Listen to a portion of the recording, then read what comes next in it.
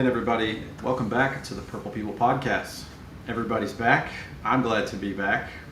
What's up, guys? How are we doing tonight? I kind of missed the countdown, but I don't miss not getting flagged for it. Right. Kyle's playing trivia. I should have wore an Aussie shirt. Damn, I really missed the mark on that. Yeah, I actually don't own an Aussie T-shirt. Come to think Does of that it, mean I'd have to wear a Malcolm Jamal Warner shirt?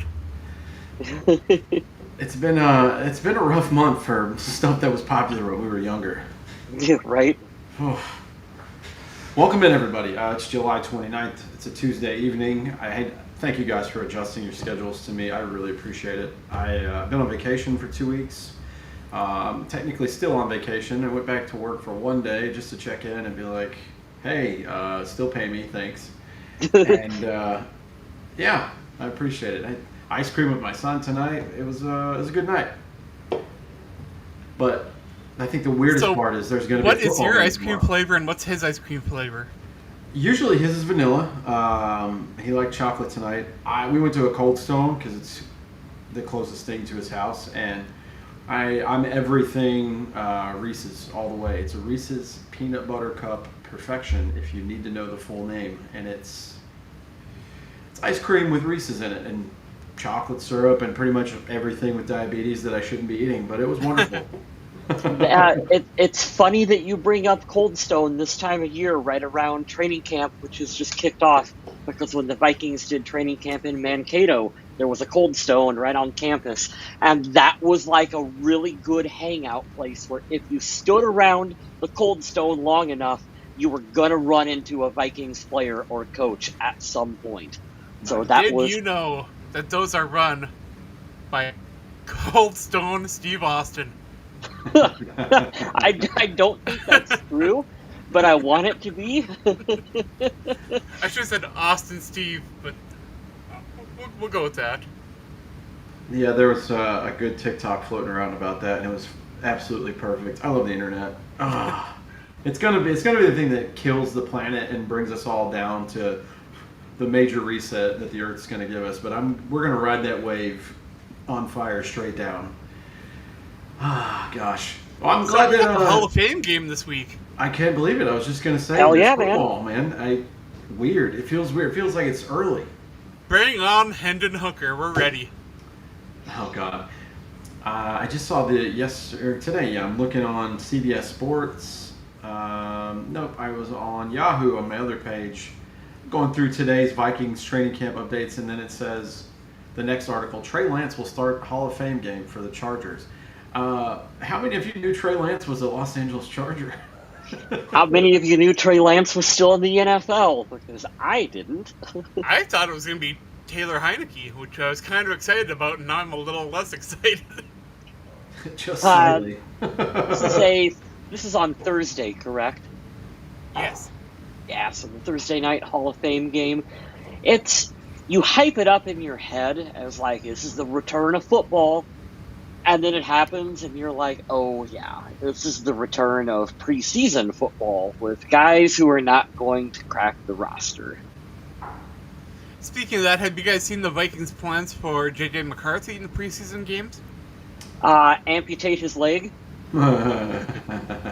Apparently, the plan right now is for him to play that first game and then sit out the second two. Okay. I think I'm fine with that. Are you guys okay with that? I am. I mean, I don't know. I don't think I'd want to buy a ticket to watch one of those other two games, but I would not buy a ticket to a preseason game regardless. No, I'm okay with him playing, the first half or whatever, the first preseason game, and then sitting out the remainder of the other two. They have those joint practices. This year, I don't remember who they're doing the joint practice with. New England, potentially. I've always heard that those are more beneficial than what playing an actual preseason game is. So McCarthy's going to get his work in during those joint practices, and I believe in Kevin O'Connell and the staff, and they'll get him where he needs to be. It's preseason is so different from the old days that we all remember when it was 4 preseason games and your starters would play the bulk of the third, and that's not how it goes anymore. Speaking of McCarthy, did you guys see that he's been absolutely tearing up the red zone drills? Don't use the phrase "tearing it up." We don't do that. I've heard things. I've kind of purposely stayed away from it. My mindset has shifted in the last 2 seasons with the team. I mean, you guys have seen it. I don't do as many shows as in the off season, but I'm ready for football as it comes around. I just get more annoyed and turn into Clint Eastwood, doing the on my front porch at everybody when I see like Colin Cowherd's been talking shit and. Yeah.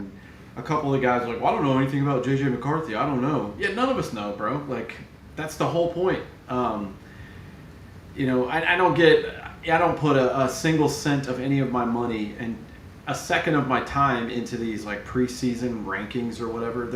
Every year the thing you can bet on is chaos. Like, who expected last year with all new coaches and a rookie quarterback that Washington was going to go to the conference championship? Not many, if any, people thought that. So to sit here and say, well, I don't think the Vikings are going to do well. You have no idea. Everyone's healthy. This is the best time of year to be optimistic. So You're seeing all those takes right now, like Minnesota's going to be the team that regresses the most. It's like, okay, so your major question mark and why you're saying Minnesota's going to regress is JJ McCarthy. So are you essentially saying that you believe J.J. McCarthy cannot play football as well as Sam Darnold? Is that what you're saying? Essentially, yes. That would be what that take breaks down to. I think we have to rephrase that, Adam. Can he play football better than 2024 Sam Darnold? I'm sure right now he plays better football than 2021 Sam Darnold. I would hope so. No, I'm teasing. I love Sam. That was a fun year last year, but it's the one thing that annoys me, and the frame of mind that I wanted to bring to the show about that is they said, and I've heard this on several shows now, and Albert Breer is the one that's brought this, which is fine. I love Albert, and I think he does good work. But the Vikings are cautiously optimistic. They like what they see, but they don't want to get ahead of themselves. Well, yeah, no shit. He got injured last year. It wasn't ideal. Like, we find new and creative ways to just say, like, kind of the same thing we say every year, like it's just like, well, this is the talking piece. And like, you're saying the same thing we've said for 20 years about everybody. Man, we're excited. We're doing this, and I'm kind of burnt out on that. But I understand saying that with this particular quarterback and situation. The good thing about it is, and we beat this to death, but he's young and he got to sit out last year. Granted, he didn't get to take physical reps every day because he was injured and didn't get to travel for like half the season. But he was there. I think that counts for something, and he's getting the work in, like Kyle said just now. He's getting the work in physically now, in person. And I love, for some odd reason, I'm just in love with the fact that it's the Patriots and Mike Vrabel. That's a no bullshit, hard-nosed team, and he's going to get his reps against a quality team they're going to be up and coming as well. I mean, they're going to train.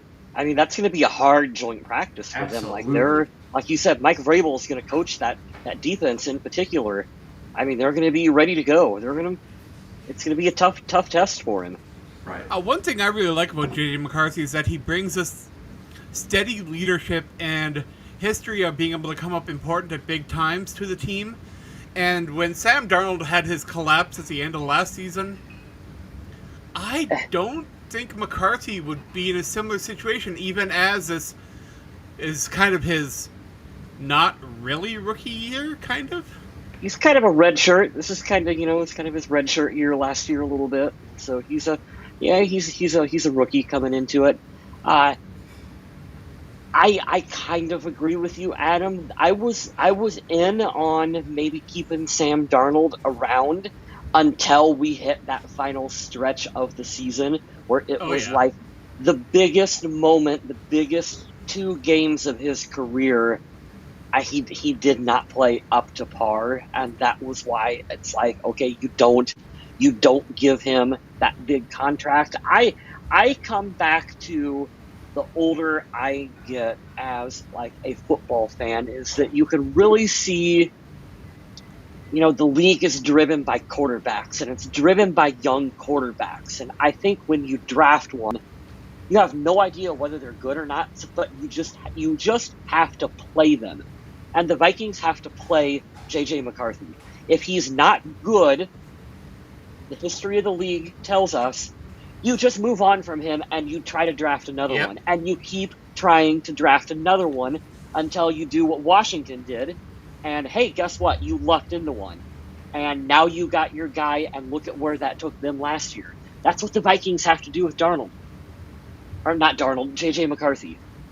I'll ask this question because where I think about the Sam Darnold thing is, remove J.J. McCarthy from your mind for a second. Who would you feel better with going forward for the entire season? Daniel Jones or Sam Howell? Daniel Jones. Howell. Really? So Oh yeah, 100%. both of them, right? That's what I'm looking at as a worst case scenario. If McCarthy gets hurt again, or something happens, or he's just awful, who's going to lead the team there to make him at least competitive? I thought it was really funny that early on, Anthony Richardson had to sit out for camp, and then the last few days he's just been like, "Hey, remember they drafted me 4th overall because I look like Cam Newton?" He's kicking Daniel Jones' ass in camp now, and he's going to take the job back, barring injury. Which is going to happen with him. Yeah, probably. Unless he just has that Josh Allen turnaround where the light bulb comes on and he can stop getting hurt. But to bring that point back into what you were saying is, I was okay with them letting Sam Darnold walk. I feel the same way. I think we know what he is. I don't think last year would have happened again this year unless all these improvements on the line could give him more time. But even still, I think it's up here. I don't think it's in here. It's who is going to stay. I would have liked Daniel Jones to have stayed.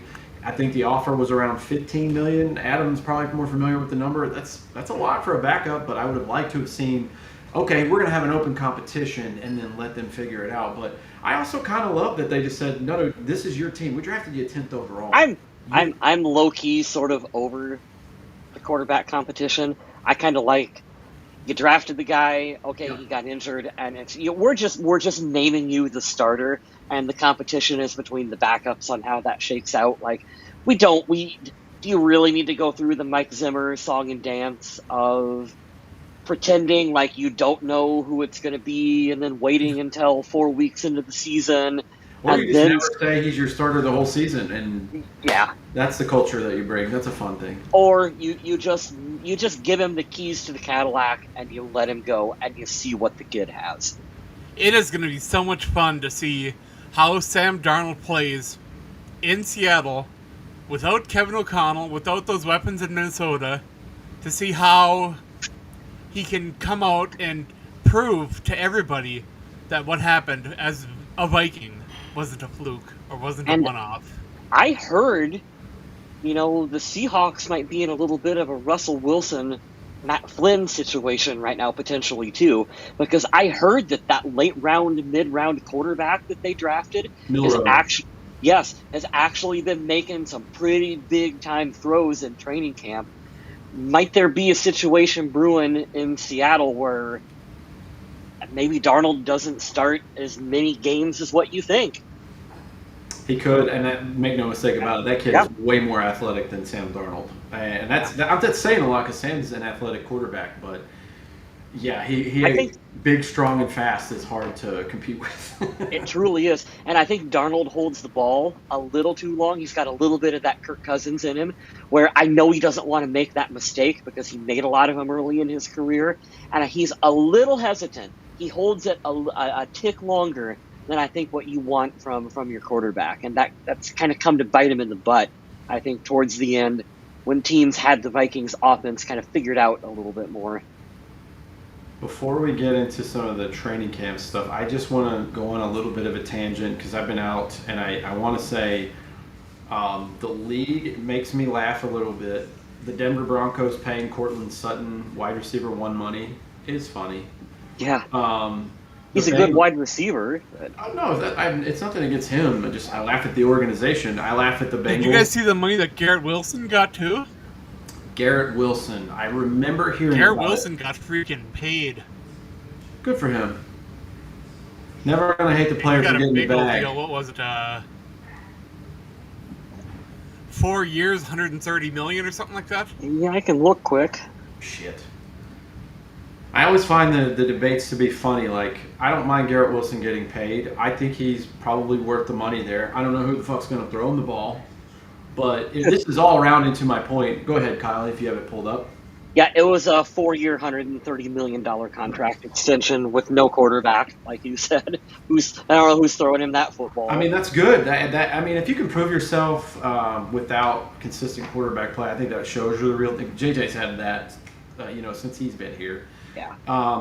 But the Steelers. Do you pay JJ or TJ Watt or not? Yes, you pay him. He's the best player on your team. What are you talking about? One of the best players in the league. And it's so stupid. And then the Bengals. What the fuck are the Bengals doing, man? The guy. It's one thing if it was like last year, Trey Hendrickson had 17 sacks, and you're like, hey, go prove it. No, that was the year before. They said, go prove it. He did it again. You owe the man money. Pay him now. But the problem is, since he's got those big bills coming with Joe Burrow and Jamar Chase and T. Higgins, when you pay those guys, your salary cap is screwed. That's a kick the can down the road, do what the Saints did forever kind of move, because you owe that man some money. You don't have to give him Myles Garrett, T.J. Watt money, but he wants 3 years and to be comfortable and getting his last bag since he's getting older, and they're dicking him around like that. And then it brings me right up to Dallas. And I will say this, I don't care if it lasts on a server for eternity and outlasts civilization. When Jerry Jones dies, the Cowboys will be better overall. I don't understand why this dumb old motherfucker has to do, like, this is his toy. Just go be an old billionaire and do rich. Yeah, he needs to step away. He's so bad. And his son is carrying on the legacy of being a fucking moron, too. There's a clip out there. Of course, they're in Oxnard, California. For whatever reason, they practice in California when the state of Texas is fucking massive. I don't understand that either, but I'm just bitching to bitch on that one. But they said, hey, Steven, did you hear pay Micah? And he said, yeah, Micah's got to want to get paid. So you're telling me he's sitting at home saying, no, guys, please don't pay me. I don't want that. What are we doing here? I hope the Cowboys perpetually stay around 7-10. I don't want them to get a number 1 pick because I don't want them to get a good quarterback, but I don't want them to sniff any success. I hope you die in mediocrity for the rest of eternity because you deserve it. Your fans are obnoxious, your owner's a dumbass, and it's the stupidest thing ever. Micah Parsons hasn't missed a game the entire time he's been a Cowboy, and if there was some weird handshake deal, why, if you're such a good businessman, Jerry, how have you not figured out for the 3rd year in a row? You don't wait until the night before the first game to sign a contract. You do it the first day the league year starts. I'm not a businessman. I don't work in the NFL, but that's just... Am I missing something here? Am I completely off my rocker? I don't think so. I don't understand that team, specifically that person, and you're an idiot. I don't care that you have more money. You could feed the entire state of Virginia where I live. I don't care. You can rub it in my face all day long. You are dumb. Stop being dumb. Now, the Vikings are going to have a couple big extensions coming up, possibly, with Brian O'Neill will probably need something getting done. And, of course, with all these wide receiver deals getting done, Jordan Addison might be getting paid a lot, but he is also waiting on a possible suspension this season. And if he is going to make some of this money like these other wide receivers are getting, I don't know if Minnesota's going to do that. You can talk yourself into it a little bit because you do have McCarthy on that rookie contract right now. So you're saving a little bit by not doing that, but you are potentially backing yourself into a corner like what the Bengals are doing, have done right now, where if you're paying your top 2 wide receivers, if McCarthy pans out the way you hope you pan out, obviously you're going to have to pay him. And then you've got a big chunk of your salary cap locked up into those 3. I don't 100% know what the answer to that is, because Jordan Addison is a hell of a good player who's entering his prime, and I do think you want to do what you need to keep him on the team, but you really don't want to hurt, the ability to continue to have these big free agent acquisitions and to be able to continue to grow on defense and build the entire team. So I don't know, Adam. And, I love Josh Metellus, I really do. And I was so glad to see him get his extension. But he is going from making $4 million a year to making $12 million a year. That is huge. And that's going to be very noticeable on the salary cap. Now, Does he deserve it? I think so. He plays so many positions on the field. Yep. He plays so many positions on defense. He plays special teams. He brings a lot of character and charisma to the team. He's good for the locker room. I have absolutely no problem with Josh Metellus. None whatsoever. But him getting that significant pay raise corresponds with a league where those wages and yearly salaries are getting out of hand. And I do think the NFL is just going to continue to assume that the salary cap is going to go up every single year because revenue keeps going up every single year. I guess we say this at work all the time too. Sometimes you just got to trust the process.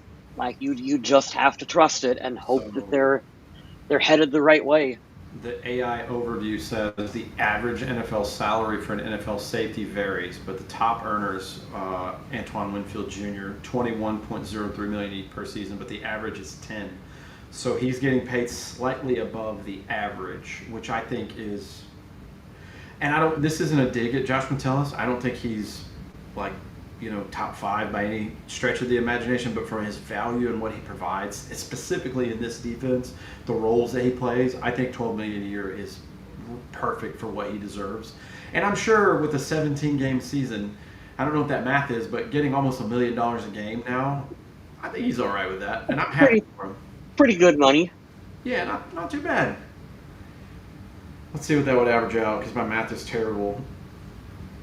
Yeah, almost $700,000 a game. That's not terrible. So good for you, Josh Metellus. We are big fans here, not only with your play on the field, but ever since 96 Questions went away and they started a spinoff of that, I'm happy that it's you doing it. So thank you for that. And he was on X earlier talking about how he believes he is the most versatile defender in the NFL, and I can't argue with him. Yeah, I wouldn't argue with him on that point either. How many different positions does he play for the Vikings on defense? All of them. Yeah, what position did you play on defense last year? All of them. All. Yeah. Pick a couple of games, you'll see me everywhere. I heard a cool stat today, and I kind of want to transition it to talking about J.J. McCarthy and just where we're at as far as like today. I have today's stuff pulled up from Yahoo Sports at the Veterans Training Camp Day 7. The veterans took some time off. We'll talk about McCarthy a little bit. I know you guys are probably more versed, but I heard a real interesting stat. I love Mina Kimes because she provides such a dorky analytical view at everything. And, stats aren't everything, but I think that the way that she presents them are very interesting and helpful. And she had Nick Wright on, and they had this great formula of, all right, I'm going to give you 2 teams to start, and you're going to rank every team in the NFL. Eagles, Chiefs. Obviously, the Eagles are 1. All right, Chiefs, Bills. All right, I pick the Bills. Chiefs, Ravens. All right, I pick the Ravens. All right, Chiefs, Commanders. You go down the list of where one. That's a pretty cool way to do that. It's a great formula, right? So obviously, I'm waiting to see where they had the Vikings, and most people have them around 11 or 12, as low as 16. And I was like, that's kind of fair, given that you're starting with a young quarterback that hasn't played a game yet. But what I really thought was interesting is. That everyone gives Kevin O'Connell the respect he deserves, and Brian Flores his flowers. The roster is really put together, so that's a good tip of the cap to Kwesi. But I heard an interesting stat about JJ in college because he came out, in the Jaden Daniels, Caleb Williams draft, all that stuff. So you're like, He was kind of overlooked. Throwing on the run, he was the best in his final year of college of any quarterback in BCS, and it was like, that's pretty cool. And then, where did he excel at the most? Throwing over the middle. Well, guess what, guys? Guess where all the money is made in the NFL now for any receiver? In the middle of the field. That made me feel a lot better. I can watch every game, but I'm not going to think to write down like, how many throws did he make over the middle? How many times did he run and make a throw? I like it when people summarize it for me like that. And knowing that from the football nerds that get paid a lot more money to pick out little stats like that, I don't know. I thought that was a cool nugget, and I'll keep that in my pocket and look for that during games from JJ coming up in the season. And Colin Cowherd would disagree with you. Oh, Colin. He was all on board 6 months ago, and then he just turned around super quick for whatever weird reason. Because there hasn't been bad, like, you guys have heard it, and if you're listening to the show, like, and maybe you've heard, maybe you haven't. Caleb Williams is having a rough time in training camp. Apparently, they're overloading the shit out of him, just like, what do they say, drinking from a fire hose? Like, it's too much all at once, but he's got to get better. I haven't heard anything bad about J.J. McCarthy so far. Yeah, I've seen that the defense has had their day, but I've also heard, like Adam said, like, dude's on fire in the red zone, and he's riding the wave up and down. Some days are better than others. I haven't heard anything bad about him yet. I haven't either. It's also Brian Flores' defense. It's tough defense you're practicing against. And particularly early in training camp, defenses always start out with the upper hand over top of the offense. That's just kind of how it works. I did want to segue a little bit into what J.J. Watt was talking about, because I think it's interesting how all of a sudden the sports hive mind has started tracking training camp throws. This was not a thing 10 years ago. Like, you never actually seen J.J. McCarthy went, 4 for 5 in this drill, and therefore that means he's doing good. And this quarterback went, 3 for 7 in this drill. I think that it's, on some level, I think that it is an interesting, fun thing to look at, but you really can't read too much into these stats. And that's what J.J. Watt was talking about too. Kind of, what's your guys' opinion on the whole, breaking down of training camp and trying to make, like, stats out of it? The problem is that we have all been starving now. We've been fasting for like 3 weeks. We know a meal's coming up, so we're just sitting here dreaming of cheeseburgers. So every time we think about that cheeseburger, we're looking at those stats thinking, oh man, that cheeseburger's coming. Right.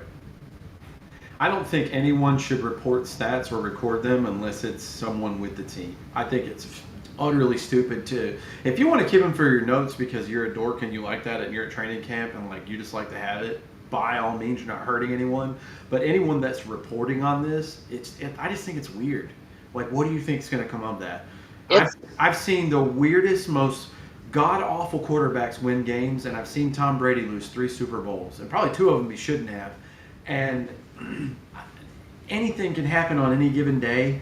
And there's so many variables with camp on who's out, who's doing what are you working on, what's the situation, like, what are we doing recording training camp statistics? It's exhausting. Yeah, and if you're going to make a mistake, do it at training camp, do it at practice. That's where you learn. That's the whole point. Adam, to your point, maybe it was just me, but I was very skeptical about Sam Darnold last year this time when we were doing the show. I remember one of the plays where he threw a pick and he just dropped down to his knees and did this. It was on, like, somebody recorded it. And I just thought, I want you to do it here. He didn't look great last year at training camp. I think now it's a little more like we like to remember it the way we want to remember it versus how it was going. There were some people in the middle of the year, end of season last year, when he was doing bad, saying, well, McCarthy was about to beat him out. I never heard that once. Not one time last year. I did see Sam Darnold struggle pretty bad in training camp last year, and then what happened? He went out and beat the shit out of most of the league because nobody had that defense. And yeah, I don't know. I just think that's weird. I don't know. Did you guys see the video of J.J. McCarthy talking about how much he loves the Skol chant and how Minnesota Vikings fans are the best fans in the league? Nice. I did not, but I'm excited to find it. So that kind of stuff is great to hear. I know it doesn't do much for the on-the-field product, but just knowing he's embracing the Vikings culture and loving everything to do with Minnesota kind of makes me feel good. It makes me feel better. Well, I don't know why. One of the positive things I have heard about McCarthy coming out of training camp, and this is coming from Judd Zolgad, who's been around the team forever. He's a beat writer.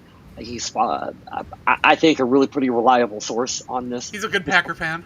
Yeah, he's a Packers. I think he is a Packer fan too. So there's not 100% just like Vikings drink the Kool-Aid. It's not Homer bias or anything like that. What he says you can usually understand, and it's not one-sided. Right, and so he was talking about how McCarthy is a very intelligent quarterback, particularly for his age, that he has that ability when you're out there and you're watching him command the offense you go, oh, that looks easy. It looks easy because he understands what he's doing already.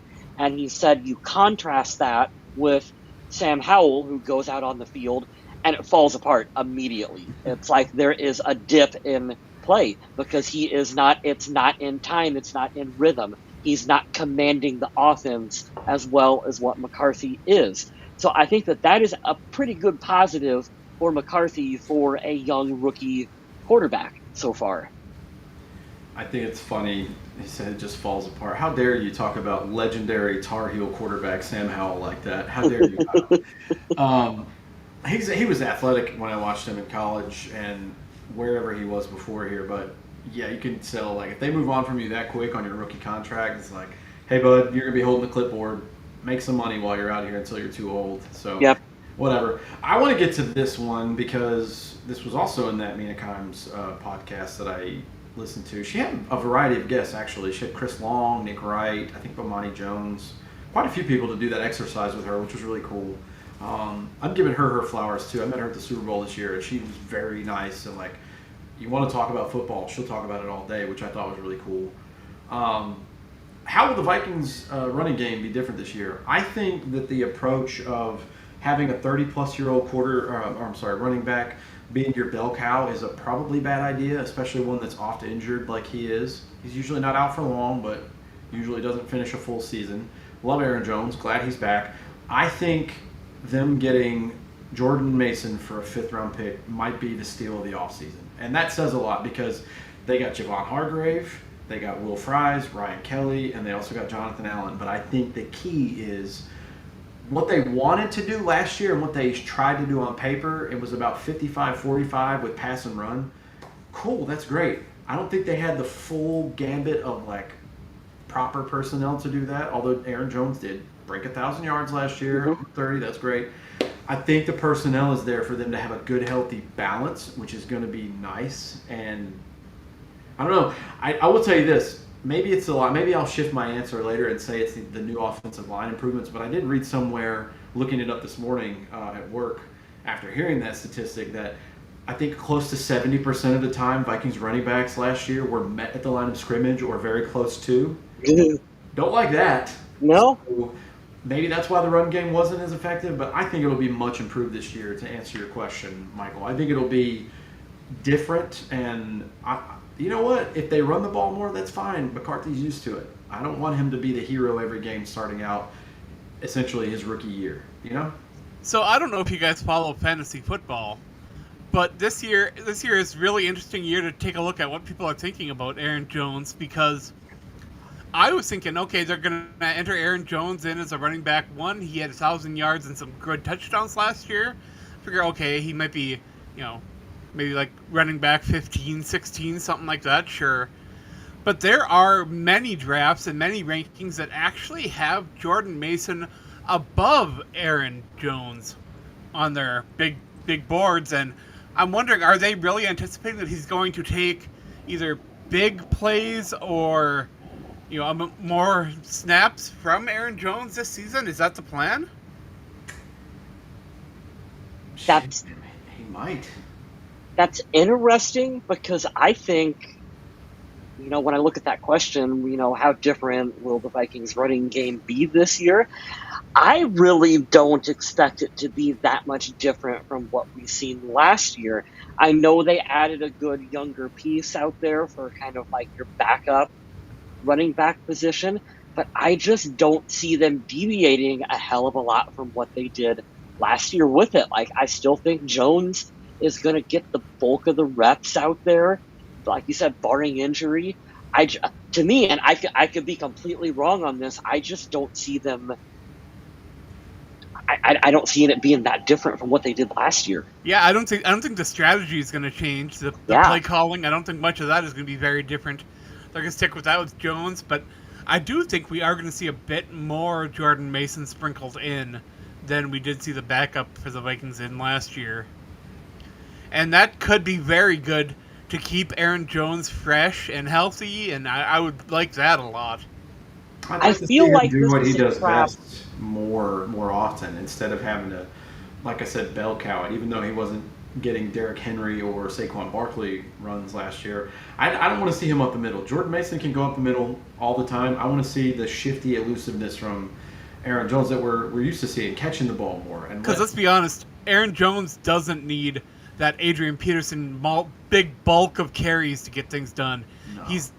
He's not one of those guys that needs the more carries you get him, the better he gets. He's not one of those guys.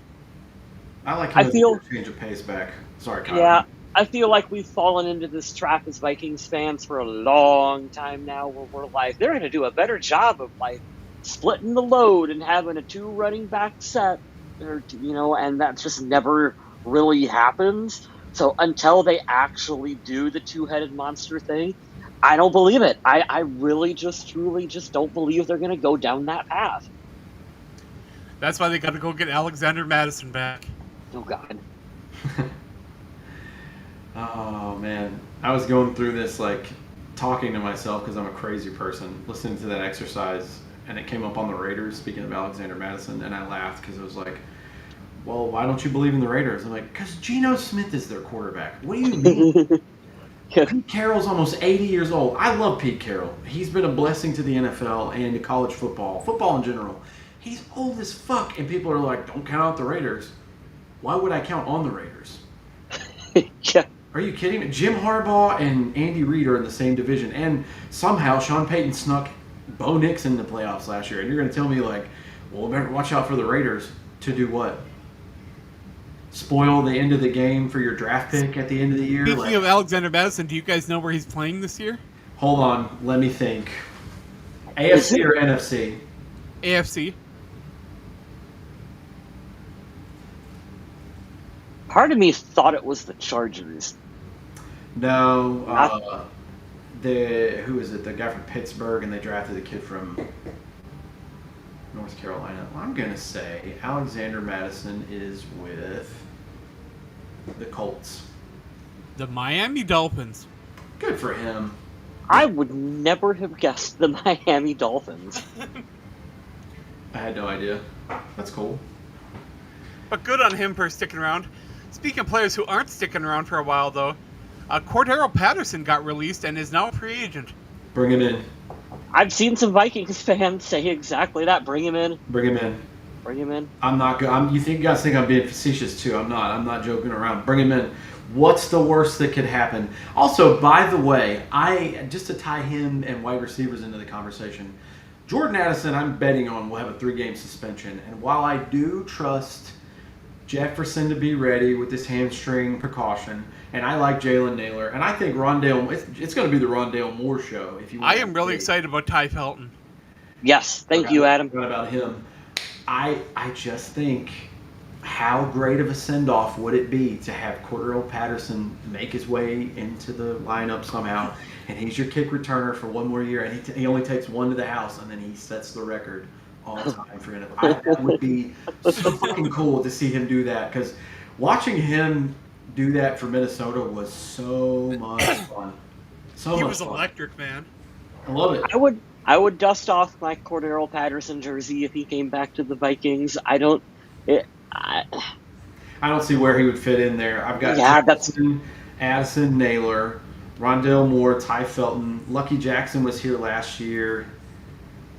He'd be like wide receiver 6, or if he's going to be, he could be running back number 3 over Ty Chandler and Xavier Scott. Bring him as a running back. Fuck it. This is what I say all the time, dude. Or it's like if the NFL had larger rosters, you would have a roster spot for Cordero Patterson, just kind of as a backup gadget reserve guy to keep out there.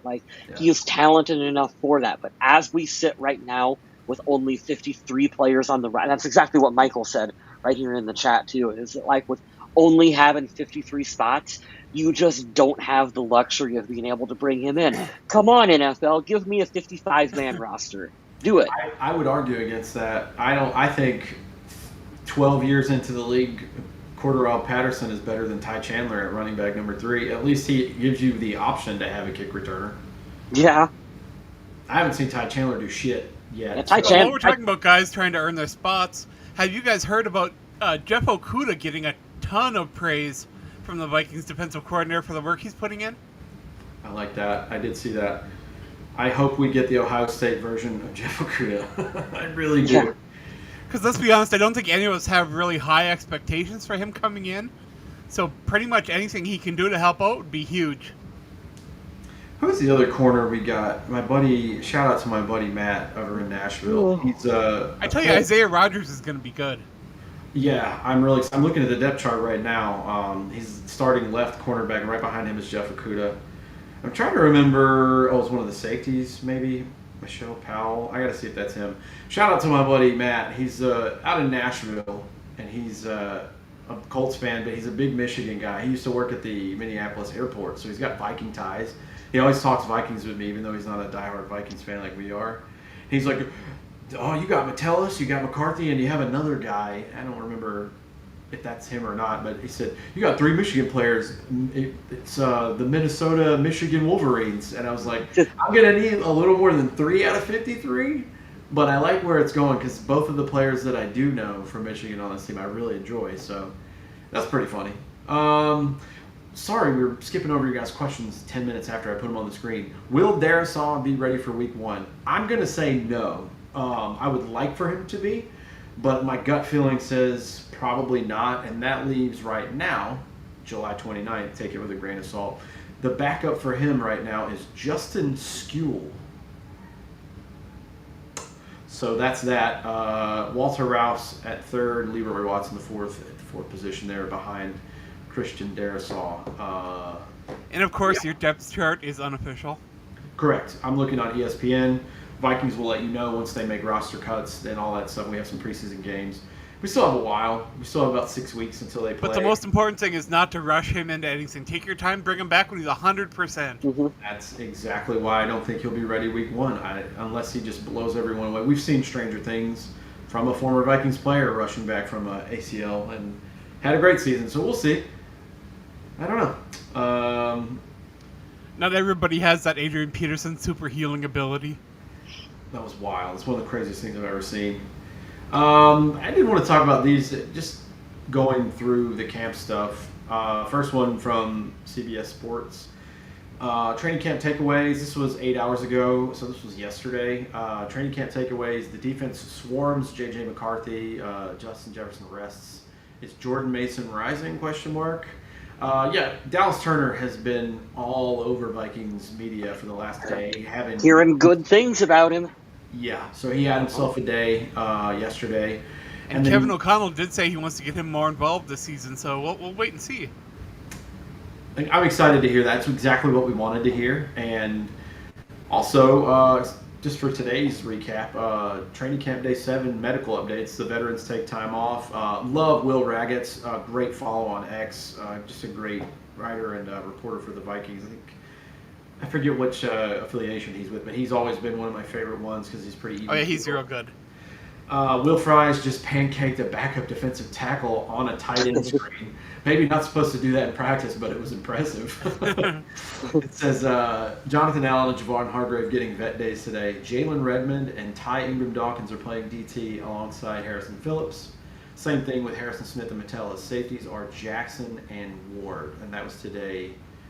Both of those tweets between 4:30 and 4:45 today. So nothing out of the ordinary. I think the major thing that we should talk about for half a second, but Justin Jefferson is not practicing at training camp. He's not going to be on the pup or anything like that, as we know, but a little precaution with a hamstring.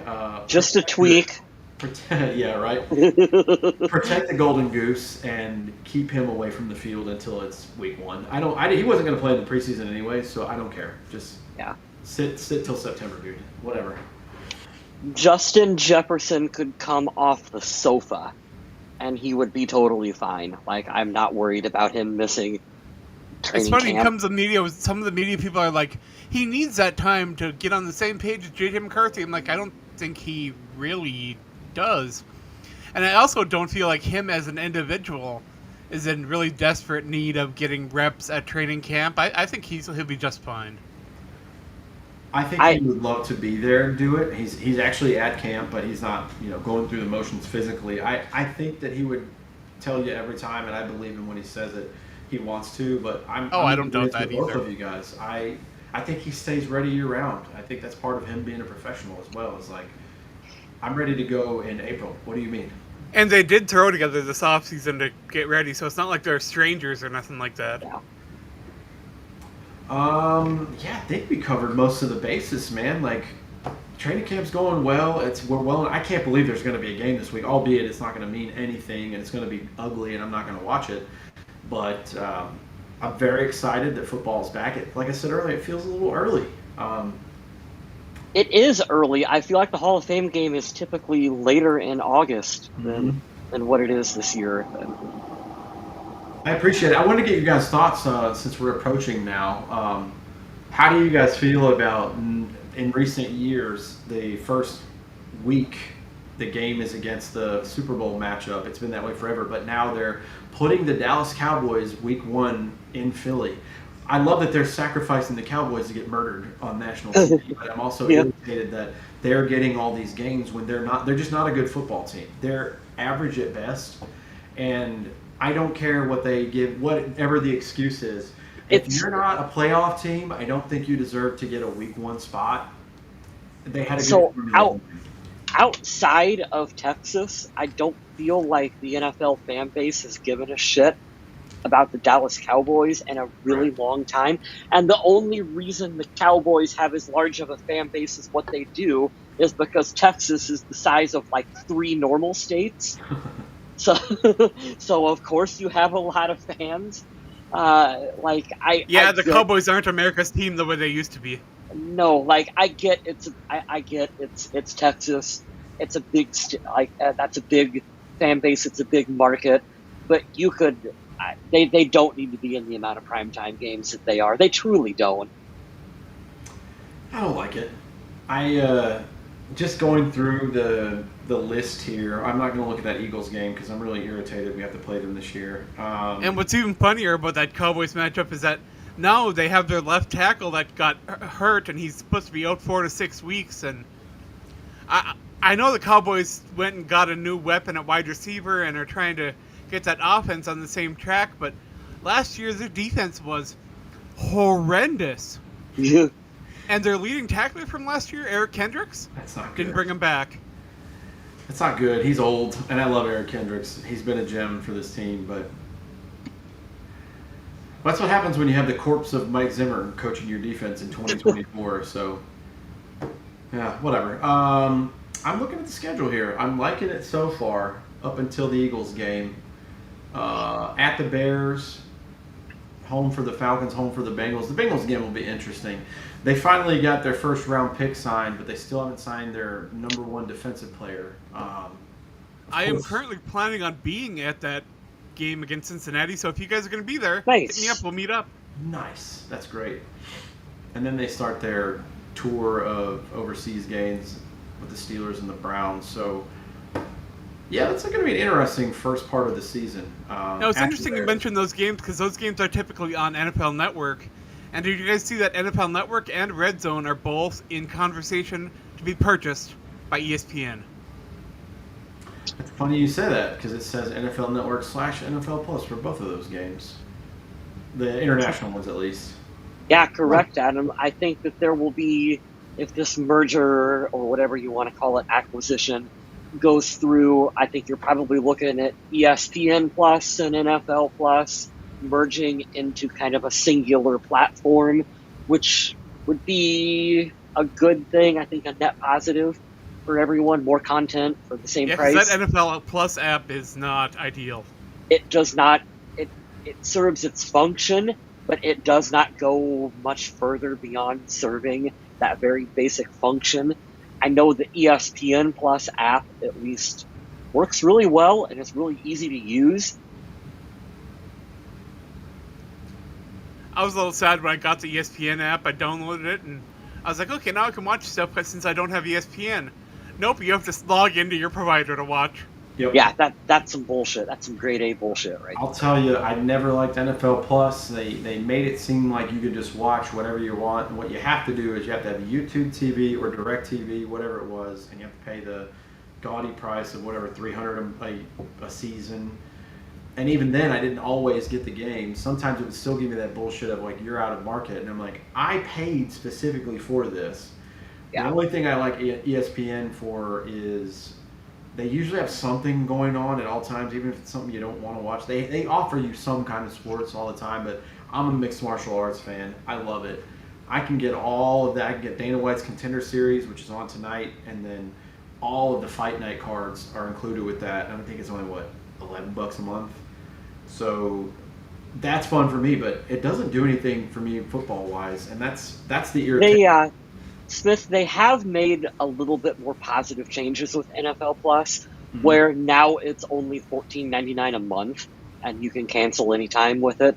So you're not paying for that gigantic fee up front like what you used to. So that helps out quite a bit. For me personally, it does work because I do work on Sundays, and sometimes I'm working during the Vikings game, and so I can pay for NFL Plus for $14 a month. When I'm off work, I can watch the entire game replay right on my computer. So I do get a benefit out of that on being able to watch the replay. But you're right, if you're wanting to pay for it to like watch live games, it is not that good of a it does not function well for that. Yeah, I don't want to be that guy that's going to pirate it, but that's what I'm going to do because Yeah. first of all, it's very easy, and secondly, you need to make it affordable for people. And that's the thing that bothers me the most in the NFL. They're just greedy as shit. And I understand the business model is like, well, we want to make money, but I think we've lost that. I'm going on my Clint Eastwood rant again about something that's half into football now. It's not even fully about it. But when did it become the thing where like each year we have to outdo the year before? What if you just did the exact same for like 4 years? Well, we're supposed to grow. Dude, you made $40 billion. Yeah. You don't need 52. 40 is still a lot. But that's the idea of like, we got to outdo every year. And I'm thinking, well, what about us that just want to watch the game? Like, why can't I buy Vikings games a la carte? You and I have both said, Kyle, if they were $9.99 for a game, I'd buy a couple of them. I don't know if I'd buy the whole season, but or if you gave me a discounted rate where they're like, well, if you buy the whole season, we'll give them to you for $7.99 each, total, whatever that total is. I'd be like, fuck yeah, I'd buy that right now. But I don't want to have to do the DirecTV plan from YouTube TV every year. Like I'm not paying like $300 Well, for that. we'll get off our rant here in a minute, but where it's going really quickly is like you're going to have to be subscribed to Disney Plus to watch this game, and you're going to have to be on Netflix to watch this one, and Hulu to watch this one. And it's going to be really, really, really, really fragmented. Adam and I are both wrestling fans, well, obviously, but like you used to be able to just watch WWE on the WWE network, and now it's just Netflix and Peacock and this platform and that platform and YouTube, and that's just the way our content is, and it Yeah, I does. can't remember the last time I actually watched SmackDown since I think it's on USA now. I don't know. I don't have regular cable television, so Yeah. I haven't watched that in I- a long time now. I don't know anymore, Adam. That's where NFL is headed. Yeah, I figured, and they'll make their money from contracts, just like baseball. They make Yep. all the money from the TV contracts, but it leaves us out to dry. But I think I'm just gonna keep doing what I'm doing because it's the price of free. They know we're addicted, and they know we'll watch it, and they know I'll grumble about it. But the first time a Vikings game is on some stupid platform that I'm not subscribed to, I'm not going to pay for that until 15 minutes before the game. And I'm like, damn it, where's my credit card? Here's my $14. Let me watch the game. I'm going to figure out some way to watch those games that are on NFL Network, because that's the one that I don't have access to at the moment. Well, boys, I don't know if we have anything else to cover with Vikings news, but I did, if we're about ready to wrap it up, I did want to say, because Kyle is wearing the shirt, and we've mentioned it earlier, the world lost some very influential people. Say what you want about either one of them. I know there's some negative stuff about Hulk Hogan. That's fine. I'm not here to talk about that. Ozzy Osbourne dying, that really hit me in my heart, because I think all of our favorite bands, or at least some of our favorite bands, Kyle and I especially, if you give the Mount Rushmore of Metallica, asking them who's on there. Black Sabbath is absolutely on there. I think Ozzy Yeah. Osbourne is one of rock and roll's Mount Rushmore faces. I don't think it's a debate either. So sad to see him go. I was kind of floored that he played on July 5th of this month and then died a few weeks later. But it's fun to watch him as the crazy post-drug dad on MTV, and a ton of good songs through the years, and that's how they'll live on. And I remember Hulk Hogan. I'll let you talk about him because you're wearing his stuff. But man, growing up being a wrestling fan in the '90s, how could you not? And then I got to watch him transition from not being everybody's favorite after being everybody's favorite from the Hulkster to the bad boy with NWO. And I was like, man, how did he become cool again? He's old, but he is cool, you know? You say he was old, but here's what'll really get you. He was Hogan in WCW was probably really close to the age that we're heading towards right now, Smith. So just easy on the calling him old when he was doing the NWO run there a little bit. Did you ever get a chance to see Ozzy in concert? I never did. I wish that I could say I did. I seen Nice. a double bill of Ozzy and Rob Zombie back in 2009 or 2008. 2008. It was 2008 when I seen him, and it was a fantastic show. Even back then, Ozzy was not very mobile, so he did not move around the stage very well. He kind of stood in front of his mic, and his big thing was, clapping up like that, trying to get the fans going. But man, he could fucking sing. And it's fun trivia. I seen him in Des Moines. That was where he bit the head off the bat back in the day too. So at the end of the concert, he made a big deal out of that. And they brought out a fake rubber bat. And he acted like he was going to bite the head off from it. So that was a really cool moment to get to see. What's live. funny is that I went to an Ozfest, but Ozzy wasn't there, so that was weird. Oh That is man, weird. he wasn't at his own show. But I do want to give another little shout out to Chuck Mangione, who was a jazz musician who passed away. Fantastic musician, very smart player. A lot of his music was very mathematical, so if you like sequence and rhythm and that kind of stuff, you could really enjoy his music. Yeah. It's Yeah, and like funny. you said, obviously I'm wearing the Hogan shirt, big wrestling fan, I was a big Hulk Hogan fan, big NWO fan. I know that you kind of have to separate Terry Bollea, the individual, Sometimes from you have to separate the art from the artist. the character that he played on TV. Terry Bollea, maybe don't agree with some of the things he said and did. But in terms of just the Mount Rushmore of professional wrestling, the characters you see on TV, Hogan is number one, and he will always be number one on that list. And anyone who tries to say otherwise is full of it. Like, it's your Mount Rushmore is Hogan, Rock, Austin, Cena, in that order. And I really don't think there's a debate on that. There would not be professional wrestling as we know it without Hogan.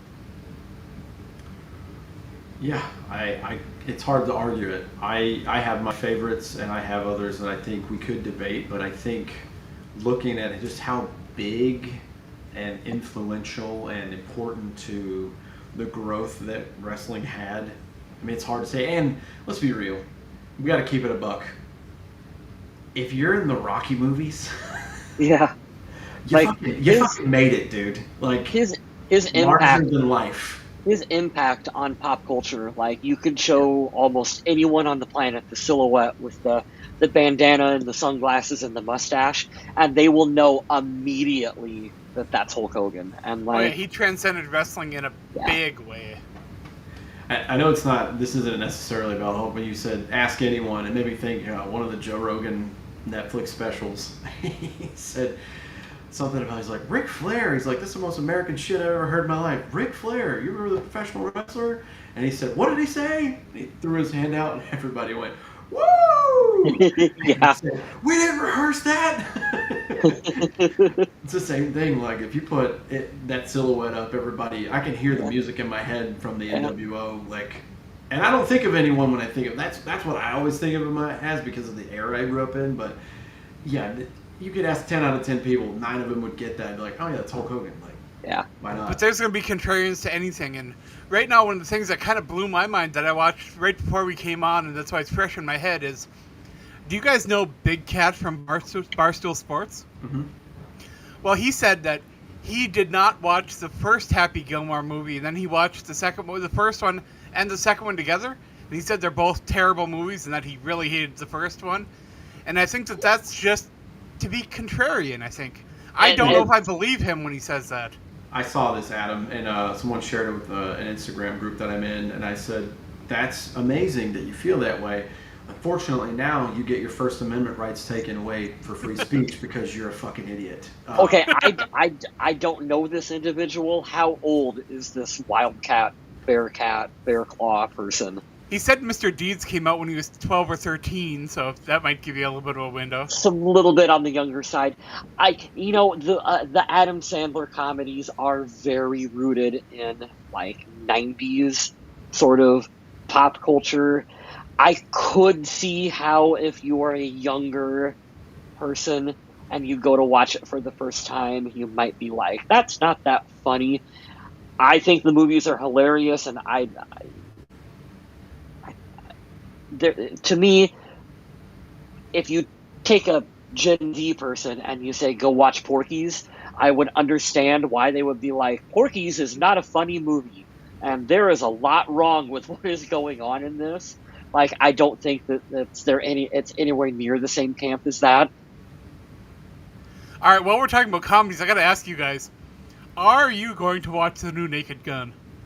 Yeah, I'm actually really pleasantly surprised. The trailers look really funny. Only because I kind of want to see it. I want to see it because I've only seen Liam Neeson in Schindler's List and every other movie of what the Taken? fuck?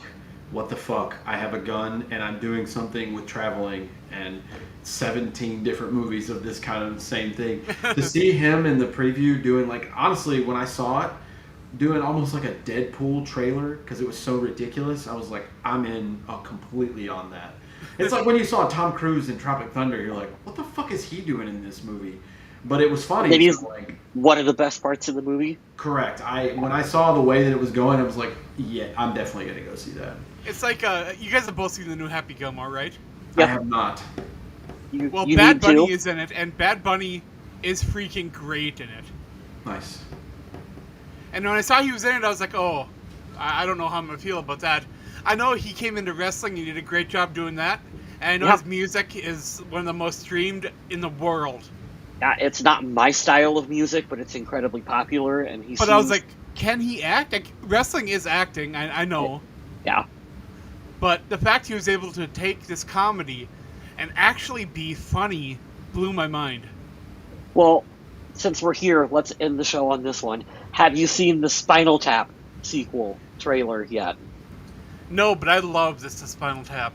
Oh my god. My expectations for this were like, you can't really do a sequel to Spinal Tap.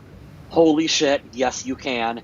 It looks hilarious. As soon as we're done recording, you guys have to go watch it. That was one of those movies that I watched on a whim one night. I was like, do you want to watch tonight? This is Spinal Tap and Tommy. Interesting. And do you know what? I freaking loved Tommy.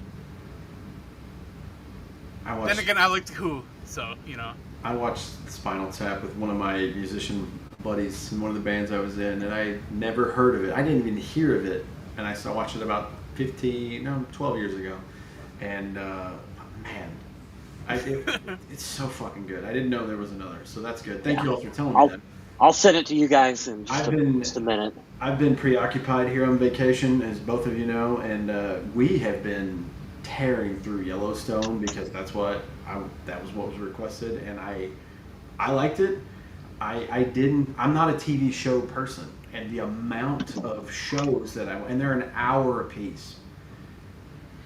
So yeah, we're almost done with it, and I'm like, my brain needs like kind of a reset. So I think it's either going to be horror or comedy to go forward from all this killing that I've been watching.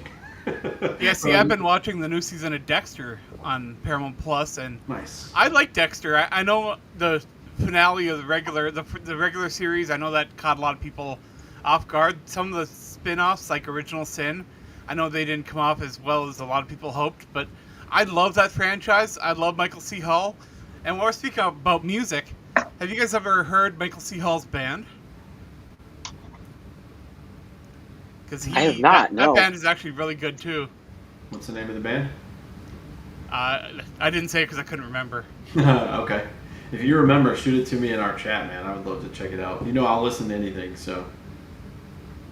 Oh yeah. But that's all I got.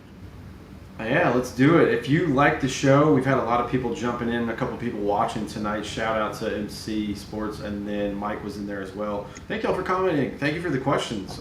We encourage questions and interaction every time because, oh man, it's just, Jack, what's going on? I haven't seen you in a while.